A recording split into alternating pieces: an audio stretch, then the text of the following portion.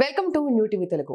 సినీ నటుడు అల్లు అర్జున్ కు హైకోర్టులో ఊరట లభించింది. సంధ్యా థియేటర్ వద్ద జరిగిన తొక్కిసలాట ఘటనలో ఆయనను అరెస్ట్ చేసిన సంగతి తెలిసిందే. ఈ క్రమంలో అల్లు అర్జున్ దాఖలు చేసిన క్వాష్ పిటిషన్ పై విచారణ చేపట్టిన ఉన్నత న్యాయస్థానం మధ్యంతర బెయిల్ మంజూరు చేసింది. అల్లు అర్జున్ ను A11 గా పేర్కొన్న పోలీసులు మధ్యాహ్నం 1:30 అరెస్టు చేసినట్లు రిమాండ్ రిపోర్టులో వెల్లడించారు. క్వాష్ పిటిషన్ పై విచారణ అత్యవసరం కాదని సోమవారం వినాలని పబ్లిక్ ప్రాసిక్యూటర్ కోర్టును కోరారు. అల్లు అర్జున్ అరెస్ట్ అయినందున బెయిల్ కోసం అవసరమైతే మరో పిటిషన్ వేసుకోవాలన్నారు. క్వాష్ పిటిషన్ లో మధ్యంతర బెయిల్ ఇవ్వాలని అల్లు అర్జున్ తరపు న్యాయవాది నిరంజన్ రెడ్డి వాదనలు వినిపించారు.